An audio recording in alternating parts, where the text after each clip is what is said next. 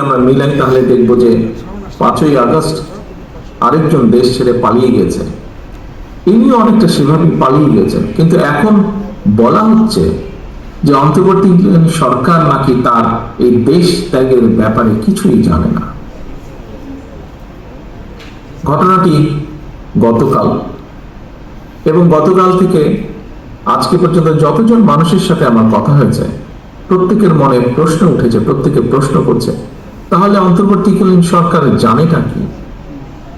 সাথে এও অভিযোগ উঠেছে সংস্কারের নামে সময় ক্ষেপণ করে অন্তর্বর্তীকালীন সরকার একদিকে যেমন হয়তোবা পলাতক স্বৈরাচার এবং তাদের দোসরদেরকে নিরাপদে দেশ ত্যাগের সুযোগ করে দিচ্ছে, অপরদিকে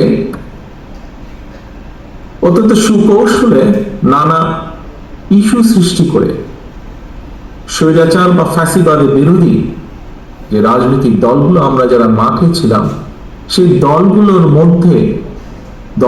ঐক্যের মধ্যে ফাটল ধরানোর একটা ক্ষেত্র হয়তো তৈরি করতে চাইছে।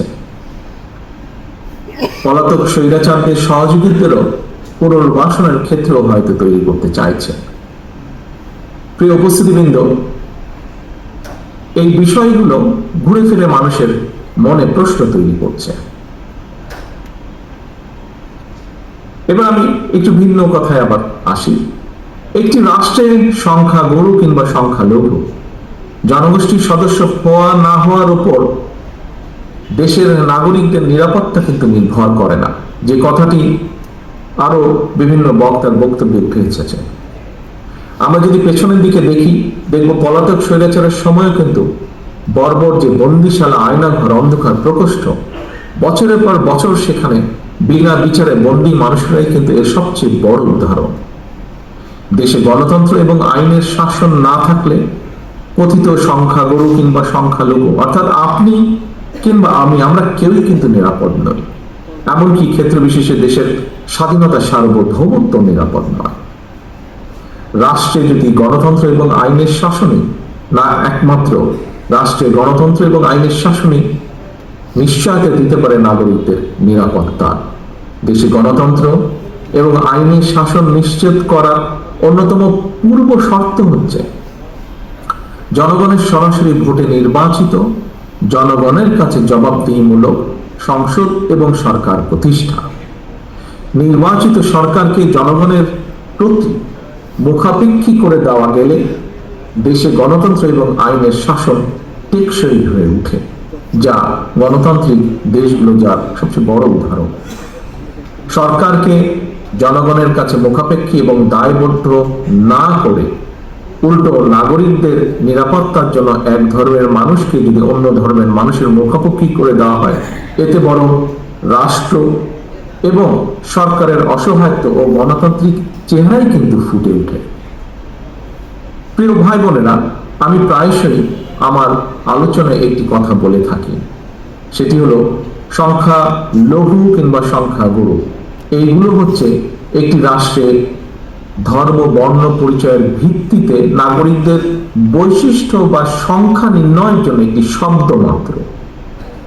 খ্রিস্টান ধর্মে বিশ্বাসী আপনি কিংবা আপনারা যারা বাংলাদেশে অবস্থান করছেন, ধর্মীয় ভিত্তিতে, বিশ্বাসের ভিত্তিতে পরিসংখ্যানে আপনি এখন সংখ্যালঘু জনগোষ্ঠীর সদস্য। একইভাবে আমি এই মুহূর্তে ইংল্যান্ডে, এখানে আমি সংখ্যালঘু জনগোষ্ঠীর সদস্য। আপনি এখন ইংল্যান্ডে আসলে কিংবা আমি বাংলাদেশে ফিরে গেলে সংখ্যালঘু কিংবা সংখ্যালঘু গরু এই হিসাবটি কিন্তু সঙ্গে সঙ্গে পাল্টে যাবে। এর অর্থ আমাদের যার যার ধর্মীয় বিশ্বাস কিংবা অবিশ্বাস যাই থাকুক, ভৌগোলিক সীমাবেদে দিন শেষে আমরা একই মানুষ। কখনো আমরা কেউ সংখ্যালঘু, আবার কখনো আমরা কেউ সংখ্যাগুরু। কে সংখ্যালঘু কিংবা কে সংখ্যাগুরু কোন সভ্য রাষ্ট্রে এভাবে নাগরিকের পরিচয় নির্ধারিত হয় না। এই কারণেই আমি বলে থাকি, একটি আধুনিক রাষ্ট্র এবং সমাজে দেশের জনগোষ্ঠীকে সংখ্যাগুরু কিংবা সংখ্যালঘু হিসাবে বিবেচনা করা বৈষম্য সৃষ্টি এবং একটি অমার্জনীয় অপরাধ। প্রিয় উপস্থিতিবৃন্দ, সম্মানিত নেতৃবৃন্দ, 1971 সালে মুসলমান, হিন্দু, বৌদ্ধ, খ্রিস্টান, বিশ্বাসী, অবিশ্বাসী কিংবা সংশয়বাদী, আমরা সকলে মিলেই কিন্তু মুক্তিযুদ্ধ করে বাংলাদেশের স্বাধীনতা অর্জন করেছি। একইভাবে কিন্তু খেয়াল করে দেখবেন, গত 1.5 দশকে স্বৈরাচার ফ্যাসিবাদ বিরোধী যে আন্দোলন, সেখানেও প্রতিটি ধর্মের মানুষের অংশগ্রহণ ছিল। আজকের অনুষ্ঠানের সভাপতি থেকে শুরু করে বিভিন্ন ব্যক্তি, আপনারা যারা বক্তব্য রেখেছেন, আপনাদের বক্তব্যে এই বিষয়টি ফুটে উঠেছে সম্পূর্ণভাবে। একইভাবে 2024 সাল